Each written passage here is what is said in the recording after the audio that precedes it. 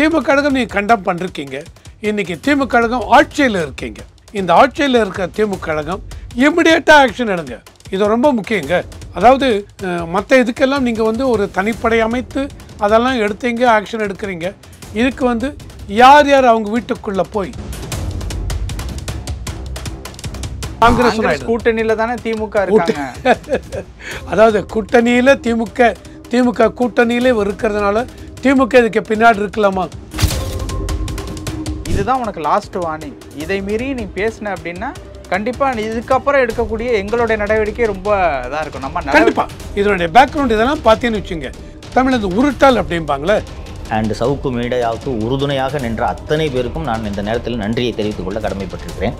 நெஞ்சார்ந்த நன்றிகள். ஒரு தனி மனிதன் நடுத்தருவில் நிற்கிறான் என்றால் அங்கே தான் ப்ராப்ளம். இப்போ இவருடைய வீடு நடுவில் அந்த கஞ்சா பிஸ்னஸில் இருந்தான்னு சொல்லி அந்த வீட்டையும் மதுரவாயில் எங்கேயோ சீல் பண்ணிட்டாங்க, அந்த வீடையும் சீல் பண்ணிட்டாங்க. ஸோ இந்த மாதிரி 1 by 1 முடக்கும் பொழுது நான் எங்கே போவேன்? எவிடன்ஸ் இல்லாமல் பண்ணிட்டாங்களோ? எவிடன்ஸ் எல்லாம் பண்ணிட்டாங்கன்னு வச்சுக்கல. எவிடன்ஸே எல்லாம் பண்ணும்பொழுது கண்டிப்பாக பெரிய சக்திகள் இருக்கலாம்.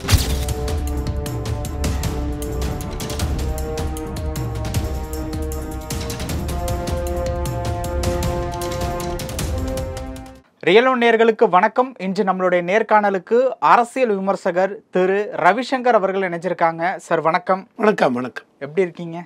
நல்லா இருக்குது. சவுக்கு சங்கரனுடைய வீட்டில் துப்புரவு பணியாளர்கள் கழிவு நீரை கொட்டிட்டு போன ஒரு விஷயம் பெரிய லெவலுக்கு பேசும் பொருளாக மாறினுச்சு. என்ன நடந்துச்சு அப்படிங்கிறது எல்லாருக்குமே தெரியும். இப்போது என்னுடைய கேள்வி என்ன அப்படின்னா அவருடைய ஆஃபீஸையும் காலி பண்ண சொல்லிட்டாங்க, வீட்டையும் காலி பண்ண சொல்லிட்டாங்க. அதுதான் எனக்கு என்னோடய சேனலே மூட போகிறதுக்கு மிகப்பெரிய ஒரு கவலையான ஒரு விஷயமா இருக்குது. எங்கள் அம்மாவோட உயிரை பணயம் கொடுத்துட்டு நான் சேனல் நடத்தணுமா அப்படிங்கிற ஒரு கேள்வியும் அவருடைய அந்த வீடியோவில் சொல்லியிருந்தார். இப்போ என்னென்னா, இந்த அளவுக்கு திமுக நெருக்கடி கொடுக்குதா அப்படிங்கிற ஒரு கேள்வி வருது. நெருக்கடி கொடுக்குதா இல்லையா அப்படிங்கிறத உங்களுடைய பதிலேருந்து நான் எதிர்பார்க்குறேன். சார், நேற்று நானும் அந்த டிவி இதெல்லாம் பார்த்தேன். சவுக்கு சங்கர் ஓகே, மனசுக்கு கஷ்டமாக இருந்தது சார். அதாவது கருத்து வேறுபாடுகள் இருக்கலாம், அந்த மாதிரி இருக்கலாம். ஆனால் நீங்களும் என்ன பண்ணுங்க, அவர் மேலே இவர் இந்த மாதிரி உங்களை பற்றி பேசியிருக்கார், அப்படி எழுதியிருக்கார் அப்படின்னா ஆக்ஷன் எடுங்க. லீகல் இருக்குது, ஆல்வேஸ் கோர்ட் இருக்குது, ஜுடிஷியரி இருக்குது, அங்கே போங்க. இல்லை அரசாங்கத்தில் என்ன டிபார்ட்மெண்ட்டில் கம்ப்ளைண்ட் கொடுங்க, போலீஸில் கம்ப்ளைண்ட் கொடுங்க. சவுக்கு சங்கர் இந்த மாதிரி பேசியிருக்கார், எங்களை பற்றி இந்த மாதிரி எழுதியிருக்கார், தவறான இதில் பரப்பியிருக்கார், தவறு இல்லை, அந்த மாதிரி சொல்லுங்கள். ஆனால் அவர் வீட்டுக்குள்ளே போய் அவர் இல்லாத இருக்கிற சமயத்தில் போனாலும் தப்புங்க. ஒருத்தர் வீட்டுக்குள்ளே நீங்கள் போனால் ட்ரெஸ்பாசிங், எல்லை மீறி நீங்கள் போடுறீங்க. அவருடைய பர்மிஷன் இல்லாமல் ஒரு தனியார் வீட்டுக்குள்ளே போவது கண்டிக்கத்தக்கது. அந்த மாதிரி இருக்கிறச்ச அவர் இருக்கும்போது போனாலும் சரி. இப்போ நேற்று அவர் இல்லாத சமயத்தில் என்ன போட்டிருக்காங்க, இவங்க வரதை தெரிஞ்சுட்டு அவர் ஓடி போயிட்டாருங்கிறாங்க. ஓடி போயிருக்கலாங்க. நீங்கள் 20 பேர் வரீங்க, 25 பேர் வரீங்க அப்படின்னு செய்தி வந்தால் தன்னோட உயிரை பாதுகாத்து கொள்ள தனக்கு தேகத்தில் இவங்க அடிப்பீங்க அதுன்னு பயந்து ஓடி இருக்கலாம், தவறு இல்லை. நீங்கள் வீட்டுக்குள்ளே இவங்க அம்மா மட்டும் இருந்திருக்காங்க. வீட்டுக்குள்ளே போய் அத்தனை கழிவு நீரையும் கொட்டி, சாக்கடையை கொட்டி, மல கழிவுகளை உள்ளே தவறு தவறு, ஹைலி கண்டம்னபிள். இது யார் யார் போலீஸ்க்கு ஒரு ஃபோன் பண்ணேங்கிறார், 40 நிமிஷத்தில் போலீஸ் வந்து விட்டோம் அப்படிங்கிறாங்க. போலீஸ் வரது தெரிஞ்சு அவங்க எல்லாம் ஓடி போயிட்டாங்க சார். ஓடி போகிறாங்க, ஓடி போகல. அத்தனை பேர் வீடியோ எனக்கு தெரிஞ்சு நான் கேள்விப்பட்டு தவறாக என்னன்னு நீங்கள் சொல்லுங்கள். யாரோ ஃபேஸ்புக்கில் லைவாக போச்சுன்னாங்க.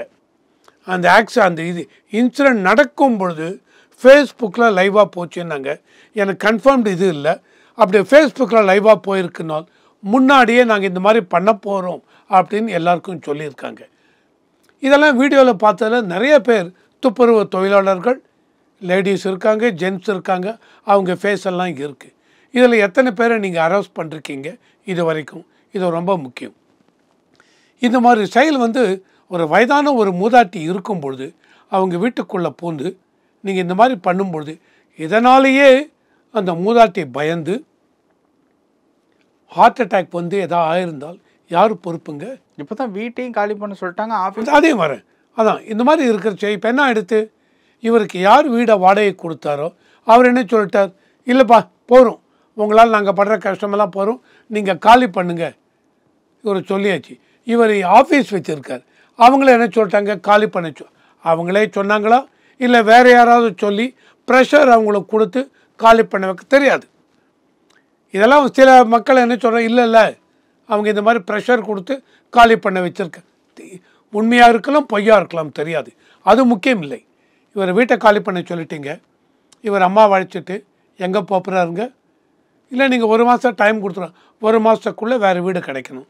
சவுக்கு சங்கர் இந்த மாதிரி ஆகிவிட்டதுனால் வேறு யார் கொடுக்க போகிறாங்க வீட்டுக்கு, இவருக்கு வீடு. சரி, இப்போ வெளியூரில் போய் தங்க வேண்டி இருக்கலாம், தெரியாது. இவர் ஆஃபீஸ், அந்த ஆஃபீஸை க்ளோஸ் பண்ண சொல்லிட்டாங்க, அதாவது நீங்கள் இடத்த காலி பண்ணுன்னு சொல்லிட்டாங்க.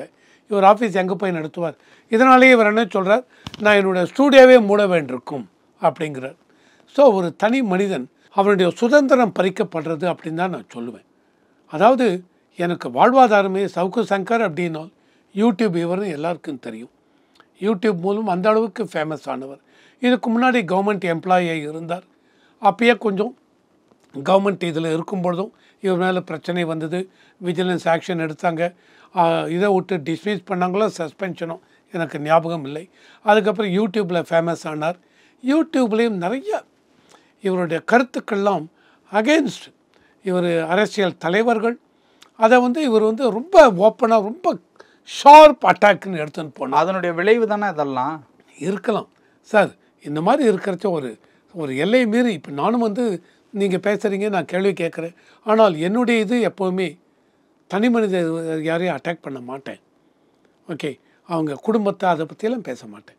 கொள்கையை பற்றி பேசுவேன். ஐடியாலஜி சித்தாந்தங்கள் என்ன இருக்குது, நியூஸ் என்ன இருக்குது, இந்த நியூஸ் இந்த மாதிரி வருது, இது ரைட்டாக என்ன ரைட்டாக இருந்தால் ஹைலி கண்டம்னபிள், அதை சொல்லுவேன். கண்டிக்க வேண்டியது, அரசாங்கம் ஆக்ஷன் எடுக்க வேண்டியது, இந்த மாதிரி எடுத்துக்கிட்டு போ. இது சுதந்திரம். இதே நீங்கள் தப்புனால் தட் இஸ் ஹைலி கண்டம்னபிள் அகைன். எல்லாருக்கும் பேச்சு சுதந்திரம் உண்டு. இவர் இந்த மாதிரி பேச்சு இருக்கார், அதனுடைய விளைவுகளாக கூட இருக்கலாம். ஆனால் நடுவில் இதில் என்ன ஒரு பேச்சு வந்தது அப்படின்னால், இது அதுக்கு முன்னாடி இது எல்லா தலைவர்களும் விடுதலை சிறுத்தைகள் கட்சியிலிருந்து, வைகோ அவர்களிலிருந்து, திமுகவிலிருந்து, அதிமுகவிலிருந்து எல்லாருமே இதை எல்லாருமே கண்டம் பண்ணிருக்காங்க. என்னை பொறுத்த வரைக்கும் எல்லாருமே கண்டம் பண்ணிருக்கீங்க. I appreciate. அந்த எல்லாமே என்னை பொறுத்த வரைக்கும் உதட்டளவில் வந்ததாக இருக்கக்கூடாது, உள்ளத்தளவில் வந்ததாக இருக்கணும். ஆக்ஷன் என்னன்னு கேட்குறீங்க? ஆமாம், அதுக்கப்புறமும் இதை தவிர டிஎம்கே அந்த பார்ட்டி இதை கண்டம் பண்ணிருக்காங்க. திமுக கழகம் நீங்கள் கண்டம் பண்ணிருக்கீங்க. இன்றைக்கி திமுக கழகம் ஆட்சியில் இருக்கீங்க. இந்த ஆட்சியில் இருக்கிற திமுக கழகம் இமிடியேட்டாக ஆக்ஷன் எடுங்க. இது ரொம்ப முக்கியங்க. அதாவது மற்ற இதுக்கெல்லாம் நீங்கள் ஒரு தனிப்படை அமைத்து அதெல்லாம் எடுத்தீங்க, ஆக்ஷன் எடுக்கிறீங்க. இதுக்கு யார் யார் அவங்க வீட்டுக்குள்ளே போய் இதை பண்ணாங்களோ அத்தனை பேரையும் நீங்கள் இது பண்ண வேணும், ஆக்ஷன் எடுக்கணும். அது மட்டும் இல்லை, இந்த மாதிரி உள்ளே வராங்க இல்லையா, அவங்க எல்லாருக்கும் எல்லா விஷயமும் தெரிஞ்சிருக்காதுங்க. எதனால் வந்தாங்க, யாராவது இதில் பேக்ரவுண்டில் இருக்காங்களா, யாராவது இவங்கள தூண்டி விட்டுருக்காங்களா, அந்த தூண்டுதல் பேரில் இவங்க வந்திருக்காங்களா? ஏன்னா எனக்கு தெரிஞ்சு இவர் பேட்டி கொடுத்து ஒரு வாரம் 10 நாளைக்கு மேலே ஆயிருக்குமா. இப்போ என்ன திடீர்னு உங்களுக்கு இவ்வளோ நாளைக்கு சார் நான் பேட்டி கொடுத்தால் இந்த மாதிரி பேட்டி கொடுத்து விட்டால் இமிடியேட்டாக உங்களுக்கு ப்ரொவோக் ஆனுங்க, எங்களுக்கு அகேன்ஸ்டாக தப்பாக பேசி விட்டால் அப்படின்னு. அது அடுத்த நாள் 2 நாளில் வந்தால் அது உங்களுக்கே வந்தது. 10-15 நாளைக்கு அப்புறம் எவ்வளோ நாளும் எனக்கு எக்ஸாக்டாக தெரியலை, ஒரு டிலே ஆகிட்டு இந்த மாதிரி ரியாக்ஷன் வந்தால் அப்போ எல்லாருக்குமே என்ன தோணும், இல்லை யாரோ பின்னாடி இருக்காங்க, அவங்க தூண்டுதல் பேரில் தான் இந்த மாதிரி ஒரு இது நடந்தது அப்படின்னு வரும். அந்த மாதிரி இருந்தால் அரசாங்கம் ஆக்ஷன் எடுக்கும் பொழுது ப்ளீஸ் அதே நீங்கள் டீப்பாக ப்ரூவ் பண்ணணுங்க, யார் இதுக்கு பின்னாடி இருக்காங்க. யாராவது தூண்டுதல் பேரில் தான் இப்போ இந்த வெங்கை வயல் இன்சிடென்ட் நடந்தது, அது 2-3 வருஷம் ஆயிடுத்து, அது அப்புறம் கண்டுபிடிச்சிங்க கடைசியாக. அந்த மாதிரி இதுலேயும் தனி மனிதன் அவனை ஃபிசிக்கலாவோ அவனுடைய வாழ்வாதாரம் அஃபெக்ட் ஆகிற மாதிரியோ எந்த ஒரு இதுவும் எடுக்கக்கூடாதுங்க. அதை நான் ஒத்துக்க மாட்டேங்க. அவருக்கு அகென்ஸ்டாக நீங்கள் பேசுங்க, நீங்களும் பார்ட்டி வச்சுருக்கீங்க, இதை வச்சுருக்கீங்க, அவருடைய கருத்துக்களுக்கு அகேன்ஸ்டாக நீங்களும் பேசலாம், தாராளமாக பேசலாம். அவர் மாதிரி எங்களால் பேச முடியாதனால் இமிடியேட்டாக கோர்ட்டுக்கு போங்க, அவர் மேலே ஆக்ஷன் எடுங்க, இவர் இந்த மாதிரிலாம் பேசுகிறார் அப்படின்னு மான நஷ்ட வழக்கு போடுங்க, அவரை அதை பேச விடாமல் பண்ணுங்க. அந்த மாதிரி பண்ணுறதுனால கோர்ட்டே அவருடைய இதை இழுத்த முடியாதுன்னு வச்சுங்க, தவறு இல்லை. பட் இதுக்கு பின்னாடி திமுக இருக்கான்னு ஒரு சந்தேகம் வருதுல்ல, அதை பற்றின உங்களுடைய கருத்து என்ன சார்? திமுக இருக்காங்கிறது என்ன பர்பஸ்க்காக திமுக வரணும் சார்? ஓகே, இப்போ சமீபத்தில் ஒரு செய்தியாளர் சந்திப்பில் ஒரு விஷயம் சொல்லியிருந்தார். ஆம்ஸ்ட்ராங்கனுடைய கொலை வழக்கில் செல்வ பெருந்தகைக்கு ஒரு இடம் இருக்குது அப்படிங்கிற மாதிரி ஒரு விஷயத்த வந்து சொல்லியிருந்தாரு. ஸோ அந்த இடத்துல தான் இந்த ஒரு சந்தேகம் வருது. அப்போ அதுக்கும் திமுகவுக்கு சம்மந்தம் இல்லை இல்லையா? ஆம்ஸ்ட்ராங் செல்வ பெருந்தகை அப்படின்னா காங்கிரஸ் கூட்டணியில் தானே திமுக இருக்காங்க. அதாவது கூட்டணியில் திமுக கூட்டணியிலே இருக்கிறதுனால திமுக இதுக்கு பின்னாடி இருக்கலாமா? நான் அந்த விஷயத்துக்குள்ளே நான் போக மாட்டேன். எனக்கு வந்து கிளியர் கட்டான இன்ஃபர்மேஷன் இருக்கணும். திமுக இல்லை, அதுக்கு செல்வ பெருந்தகை நீங்கள் சொன்னீங்க, இப்போ யார் சவுக்கு சங்கரே சொன்னாரா? எஸ், அந்த மாதிரி இருக்கிறச்ச செல்வ பெருந்தகை அவங்களே வந்து ஆக்ஷன் எடுக்கணுமே ஒழிஞ்சு திமுக அவங்களுக்கு பின்னாடி நாளைக்கு விசிகேக்கு ஒரு ப்ராப்ளம்னால் திமுக முன்னாடி இவங்க தான் பண்ணிருப்பாங்க, இவங்களுக்கு எம்டிஎம்கே வைகோ கட்சிக்கு ப்ராப்ளம்னால் திமுக தான் இருக்கலாம் சார், இருக்கலாம். ஆனால் இவங்க தான் பிகைண்ட் இருக்குன்னா அது எவிடன்ஸ் இல்லாமல் பேசுவதற்கு நான் தயாராக இல்லை.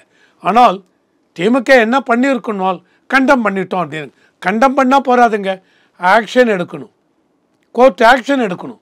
இமிடியேட்டாக போலீஸ் டிபார்ட்மெண்ட் கொண்டாங்க, அத்தனை பேரும் வீடியோவில் வந்திருக்காங்க, கூப்பிடுங்க, அத்தனை பேரையும் கூப்பிட்டு பேசுங்க, என்ன நடந்தது, யார் உங்களுக்கு பின்னாடி இருக்காங்க, கூப்பிட்டு பேசுங்க, விசாரணையை நடத்துங்க. அந்த விசாரணைக்கு சொல்லுங்கள், இவ்வளோ நாளுக்குள்ளே இந்த விசாரணையை முடிக்கணும்னு சொன்னீங்கன்னால் அப்போ என்ன ஆகும்? திமுக இவங்க தான் இதுக்கு பின்னாடி இருக்காங்க அப்படின்னு மக்கள் மனதில் எண்ண ஓட்டம் இருந்தால் அந்த எண்ண ஓட்டம்லாம் இதுவாகிடும், டைல்யூட் ஆகிடும். ஓகேவா? இல்லை, திமுக அரசாங்கம் இமிடியேட் ஆக்ஷன் எடுக்கிறாங்க. அரசாங்கம் is very serious about is matter. அதனால் திமுகவிற்கு இதுக்கு பின்னாடி அவங்க இருக்க மாட்டார்கள் அப்படின்னு அவங்களுக்கு மக்களுக்கு ஒரு எண்ணம் தோன்றும். பட் நடவடிக்கை எடுக்கிறதுல தான் எல்லாம் இருக்குது. நடவடிக்கை எடுக்கணும் சார், கண்டிப்பாக சார். இதே ஒரு நடவடிக்கை நான் சொல்கிறேன், உங்களோட தோழமை கட்சியிலையோ இல்லை உங்கள் கட்சியில் சேர்ந்த ஒரு மினிஸ்டர் வீட்லேயோ இல்லை பெரிய லீடர் வீட்லேயோ நடந்தால் என்ன ஆகும் சொல்லுங்கள்? உடனே ஆக்ஷன் எடுப்பீங்களா? ஏன்னால் இவர் முதல்வர் அவருடைய படத்தின் மீது ஒரு செருப்பை வீசி விட்டார் என்ற ஒரு மூதாட்டி மீது நீங்கள் ஸ்பெஷல் இது டீம் அமைச்சு அவரை தேடி நீங்கள் செய்தி வந்தது. அந்த மாதிரி இருக்கிறச்ச ஒவ்வொரு உயிரும் ஒவ்வொரு மனிதனும் நீங்கள் சொல்லுவீங்க இல்லையா, தனி மனித சுதந்திரம், ஒவ்வொரு மனிதனுக்கும் ஒரு சுயமரியாதை உண்டுன்னு. அந்த சுயமரியாதை அதை வச்சு பார்க்கும்பொழுது, தனி மனித சுதந்திரத்தை வச்சு பார்க்கும்பொழுது, பேச்சு சுதந்திரம், எழுத்து சுதந்திரம், இதை வச்சு பார்க்கும்பொழுது சவுக்கு சங்கர் மேலே இல்லை ஒரு லெவலை மீறி போகிறார். இவர் பர்சனலாக அட்டாக் பண்ணுறார், பர்சனலாக ஃபேமிலியை அட்டாக் பண்ணுறார். தவறு. என்னை பொறுத்த வரைக்கும் பர்சனல் அட்டாக், ஃபேமிலியை பற்றி பேசுகிறது தவறு. கட்சியை பற்றி பேசுங்க. அந்த மாதிரி ஒரு பேசினார் என்றால் நீங்கள் உடனே ஆக்ஷன் எடுங்க, போலீஸ் கம்ப்ளைண்ட் கொடுங்க, கம்ப்ளைண்ட் கொடுத்து ஆக்ஷன் எடுக்கணும். பட் இதே இது உங்கள் வீட்டில் நடந்திருந்தால், உங்கள் மினிஸ்டர் வீட்டில், உங்கள் சீனியர் லீடர்ஸ் வீட்டில் நடந்திருந்தால் இத்தனை நேரத்துக்கு ஆக்ஷன் எடுத்து. இப்போது அந்த சீனியர் மினிஸ்டர் அப்படிலாம் சொல்கிறீங்களா, அவங்களுடைய வேலையாக தான் இது இருக்குமோ அப்படிங்கிற ஒரு டவுட்டும் இருக்குது. அதை பற்றி முன்னாடி கேட்டிங்க, அதுக்கு சொன்னேன். இல்லை அது ஓகே. பட் இது என்ன அப்படின்னா வந்து எல்லாத்தையும் தாண்டி வந்து ஒரு எல்லை மீறிய மிரட்டலாக இருக்குமோ, இதுதான் உனக்கு லாஸ்ட் வார்னிங், இதை மீறி நீ பேசின அப்படின்னா கண்டிப்பாக இதுக்கப்புறம் எடுக்கக்கூடிய எங்களுடைய நடவடிக்கை ரொம்ப இதாக இருக்கும். நம்ம கண்டிப்பாக இதனுடைய பேக்ரவுண்ட் இதெல்லாம் பார்த்தீங்கன்னு வச்சுங்க, இது தமிழ் இந்த உருட்டல் அப்படிம்பாங்களே, அது வந்து சார் என்னுடைய இப்போ என்னாச்சு, வீடு இல்லை, காலி பண்ண சொல்லிட்டாங்க, ஆஃபீஸ் நடத்துறதுக்கு இடம் இல்லை, காலி பண்ண சொல்லிட்டாங்க, எனக்கு தெரிஞ்ச வாழ்வாதாரம் யூடியூப் பிஸ்னஸ், அந்த அளவுக்கு வியூஸ் இருக்குது, பணம் வருது, போயிட்டுருக்கு, என்னால் ஒன்றுமே இல்லைன்னால் என் வாழ்வாதாரம் குலைந்து ஒரு தனி மனிதன் நடுத்தருவில் நிற்கிறான் என்றால் அங்கே தான் ப்ராப்ளம் வரும். இப்போ இவருடைய வீடு வந்து நடுவில் அந்த கஞ்சா பிஸ்னஸில் இருந்தாருன்னு சொல்லிட்டு அந்த வீட்டையும் மதுரவாயில் எங்கேயோ சீல் பண்ணிட்டாங்க, அந்த வீடையும் சீல் பண்ணிட்டாங்க. ஸோ இந்த மாதிரி 1 by 1 முடக்கும் பொழுது நான் எங்கே போவேன்? எனக்கு இப்போ சப்போர்ட் பண்ணுறதுக்கு ஆள் இருக்காது, ஏன்னா என்னை சப்போர்ட் பண்ணுறதுக்கு யாரும் வரமாட்டாங்க. அப்பா உனக்கு அகேன்ஸ்டாக இவ்வளோ இருக்குப்பா, வேண்டாம், நீங்கள் கொஞ்சம் ஒதுங்கி நில்லுங்க அப்படிம்பாங்க. இதை தான் ஒரு தனி மனிதன் கண்டிப்பாக இப்போ தனி மனிதன் என்ன பண்ணுவோம், பயப்படுவோம். இவ்வளவு இருக்கான்னு பயப்படுவோம். இதனால தான் இந்த ஆக்ஷன் எடுத்ததா அப்படின்னு சொன்னால், திமுக இதுக்கு பின்னாடி இருந்தால் எஸ் அப்படின்னு சொல்லலாம். என்னை பொறுத்தவரைக்கும் மறுபடியும் சொல்கிறேன், திமுக இது பின்னாடி இருக்காங்களாறதுக்கு எவிடன்ஸ் எதுவும் இல்லை, போலீஸும் ஒன்றும் சொல்லவில்லை. அதனால் திமுக இதுக்கு பின்னாடி இருக்காங்களா என்று நான் சொல்ல மாட்டேன். ஆனால் இதே மீறி மக்களுக்கு இந்த மாதிரி டவுட் இருக்குன்னால் இமிடியேட்டாக திமுக அரசாங்கம் ஆக்ஷன் எடுத்து விசாரணை பண்ணணும். யார் இதுக்கு பின்னாடி இருக்காங்கன்னு விசாரணை பண்ணி சம்மந்தப்பட்டவர்கள் மீது ஆக்ஷன் எடுத்தீங்கன்னு வச்சுங்க. அப்போ எல்லாம் மக்களுக்கு இல்லை, திமுக அரசாங்கம் சின்சியராக இருக்காங்க, இதுக்கு பின்னாடி திமுக இல்லை அப்படின்னு ஊர்ஜிதமாகும். எவிடன்ஸ் இல்லாமல் பண்ணிட்டாங்களோ? எவிடன்ஸ் எல்லாம் பண்ணிட்டாங்கன்னு வச்சுக்கல. எவிடன்ஸே எல்லாம் பண்ணும்பொழுது எவிடன்ஸ் இல்லாமல் அதை பற்றி பேசுறதுங்கிறது நான் அதை பற்றி எடுத்துக்க மாட்டேன். ஆனால் இதுக்கு பின்னாடி கண்டிப்பாக பெரிய சக்திகள் இருக்கலாம். ஏன்னால் நான் முன்னாடி சொல்லிட்டேன், திரும்பி அதே சொல்கிறதுல அர்த்தம் இல்லை. அதாவது நடந்தது பேச்ச முடித்தார் துப்புரவு தொழிலாளர்களை பற்றி. உடனே நெக்ஸ்ட் டே இல்லை 2வது நாள் அவங்க எல்லாரும் இது ஆக்ஷன் எடுத்திருந்தால் எஸ் இமிடியேட் ரியாக்ஷன். பட் ஒரு வாரம் 10 நாளுக்கு அப்புறம் இவங்க இந்த மாதிரி ஆக்ஷன் எடுத்தால் இது ரியாக்ஷன் இல்லை, ப்ரொவோக். அவங்கள யாரோ தூண்டி விட்டுருக்காங்க. அந்த தூண்டுதல் பேரில் அவங்க வந்திருக்கலாம். இது என்னுடைய யூகம்தான், இதை தான் நடந்ததுன்னு சொல்ல மாட்டேன். ஏன்னால் இமிடியேட்டாக இந்த ஆக்ஷன் நடக்கலை. அதனால் இருக்கலாம், கண்டிப்பாக யாரோ பின்னாடி இருக்கலாம், தூண்டி விட்டுருக்கலாம் பெரிய சக்திகள். அதனால தான் இவங்க எல்லாருமே, ஏன்னா நான் முன்னாடி ஆரம்பத்தில் சொன்னேன், ஃபேஸ்புக்கில் லைவாக போட்டிருக்காங்கன்னு யாரோ சொன்னாங்க. ஏதோ இப்போ இதுலேயே படித்தேன். அப்போ ஃபேஸ்புக்கில் லைவாக போகிறதுனால் அவங்களுக்கு என்ன தைரியம் இருக்குன்னா, வரட்டும், நமக்கு பின்னாடி இவ்வளோ சக்திகள் இருக்குது, நமக்கு ஒன்றும் பிரச்சனை இல்லை அப்படிங்கிறதில் அவங்க எடுத்திருக்கலாம், தெரியாது. அது ஊர்ஜிதமாகிற வரைக்கும் எதையும் ஷூராக சொல்ல முடியாது. பல விஷயங்கள் பகிர்ந்துக்கிட்டீங்க. நேரத்துக்கு ரொம்ப நன்றி. ரொம்ப நன்றி.